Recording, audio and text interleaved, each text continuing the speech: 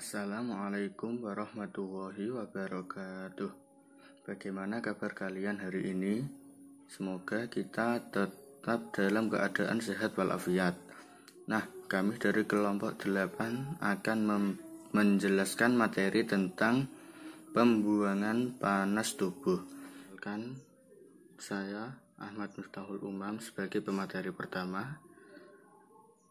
Kemudian Mbak Nur Aisyah sebagai pemateri kedua, kemudian Mbak Ayu Ainun sebagai pemateri ketiga, kemudian ada Mbak Anissa Dita Ramadhani sebagai pemateri yang keempat.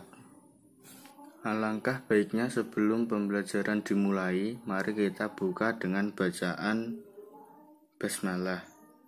Bismillahirrohmanirrohim.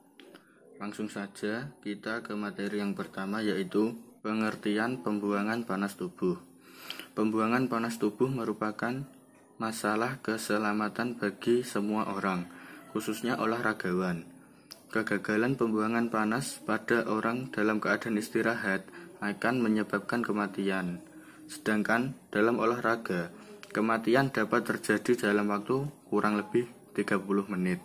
Saat berolahraga, hanya sekitar 20-25% dari energi yang dilepaskan oleh metabolisme otot. Sedangkan sisanya 75-80 muncul sebagai panas. Seorang atlet harus memiliki kemampuan menyeimbangkan antara produksi panas tubuh akibat proses metabolisme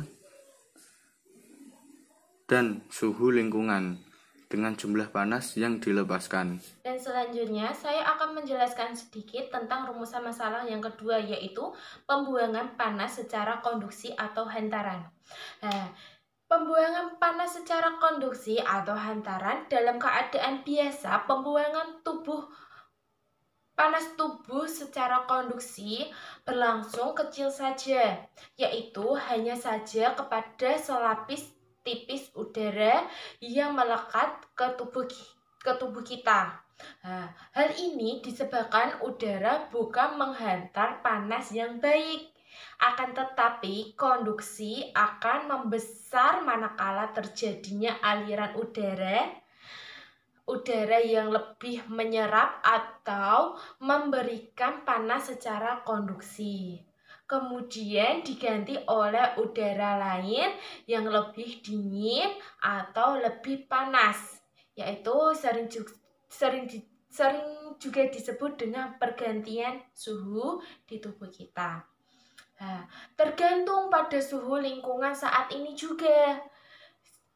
Lapisan tipis udara yang melekat pada tubuh akan berubah suhunya oleh karena terjadi pertukaran suhu dengan tubuh, dan oleh karena itu berat jenisnya berubah. Perubahan berat jenis ini menyebabkan terjadinya aliran udara. Peristiwa aliran udara atau sering disebut dengan air pada perenang. Seperti ini disebut juga konveksi. Itu pentingnya ada kipas angin di tempat yang panas. Di tempat panas itu perlunya kipas angin agar adanya perubahan suhu pada tubuh. Pembuangan panas tubuh secara konduksi dapat bersifat positif atau negatif, tergantung suhu udara pada saat itu juga. Apakah lebih tinggi atau lebih rendah dari tubuh kita. Terima kasih.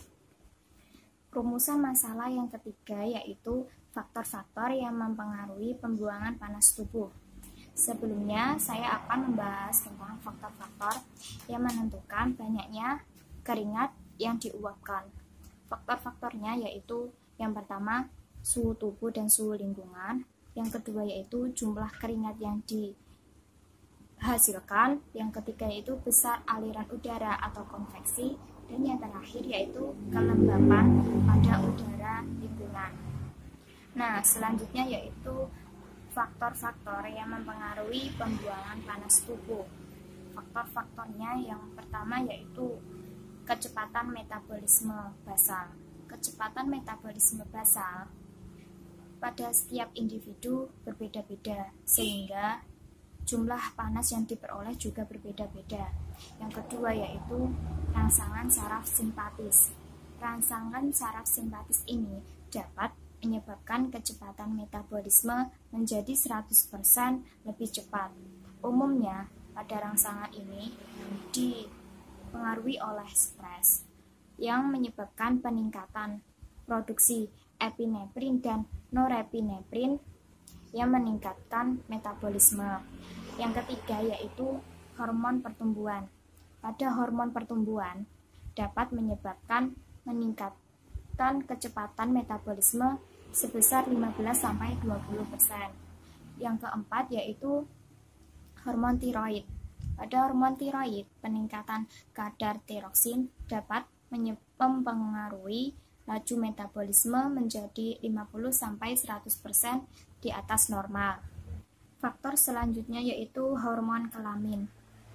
Hormon kelamin pada pria dapat meningkatkan kecepatan metabolisme kira-kira 10-15% yang menyebabkan peningkatan produksi panas. Sedangkan pada perempuan lebih bervariasi karena pengeluaran hormon progesteron pada masa ovulasi. Faktor yang keenam yaitu demam.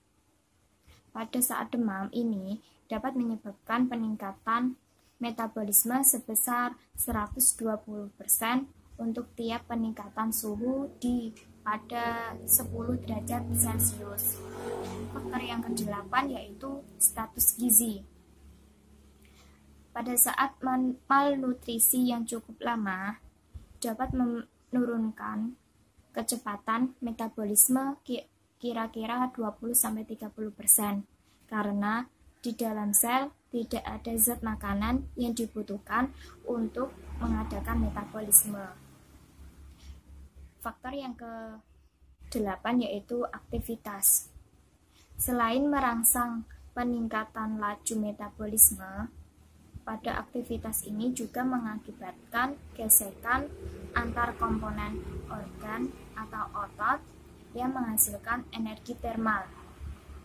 Pada latihan aktivitas ini dapat meningkatkan suhu tubuh hingga 58,3 derajat Celcius sampai 40 derajat Celcius. Faktor yang ke-9 yaitu gangguan organ. Kerusakan akan dapat menyebabkan mekanisme regulasi suhu tubuh mengalami gangguan, sehingga menyebabkan suhu tubuh mengalami gangguan juga. Dan yang terakhir yaitu lingkungan. Suhu tubuh dapat mengalami pertukaran dengan lingkungan karena saling berpengaruh, sehingga perpindahan suhu antara manusia dan lingkungan dapat dilakukan melalui kulit. Selain itu, di dalam pembuangan panas tubuh juga terdapat gangguan-gangguan. Yang pertama yaitu demam. Pada saat demam, pengeluaran panas tidak dapat mengimbangi produksi panas karena adanya perubahan set point hipotalamus. Yang kedua yaitu kelelahan akibat panas. Yang ketiga yaitu hipertermia. Gangguan ini yaitu adanya peningkatan suhu tubuh sehubungan dengan ketidakmampuan tubuh untuk mengeluarkan panas. Gangguan yang keempat yaitu heat stroke, yaitu terpaparnya oleh panas dalam jangka waktu yang lama. Dan gangguan yang terakhir yaitu hipotermia. Gangguan hipotermia ini yaitu pengeluaran panas akibat pada suhu yang dingin. Di sini saya akan menjelaskan mengenai rumusan masalah yang keempat tentang efek yang ditimbulkan dari peningkatan suhu tubuh. Nah, kondisi lingkungan yang tidak bersahabat dapat mengakibatkan kelainan patologi pada tubuh. Hal tersebut dapat terjadi karena paparan panas dan kelembapan udara yang tinggi. Nah, efek-efek yang ditimbulkan diantaranya yang pertama yaitu pingsan panas. Gangguan pada pingsan panas ini biasanya dicirikan dengan perasaan pening dan kemudian diikuti dengan pingsan. Hal tersebut dapat terjadi ketika melakukan latihan dalam keadaan yang panas dan dalam jangka waktu yang cukup panjang. Yang kedua yaitu kejang panas. Nah, gejala yang ditimbulkan atau ciri-ciri dari kejang panas ini perasaan nyeri, kejang pada bagian perut, kaki dan tangan, kemudian berkeringat dalam jumlah yang cukup banyak. Nah, gejala tersebut dapat terjadi karena tidak adanya keseimbangan antara cairan dan garam yang ada di dalam tubuh. Biasanya kejang panas ini terjadi ketika melakukan olahraga berat dan berkepanjangan pada lingkungan dengan suhu yang tinggi. Yang ketiga yaitu kelelahan panas. Kelelahan panas merupakan reaksi dari seluruh tubuh terhadap terpaan panas dalam jangka waktu yang cukup panjang.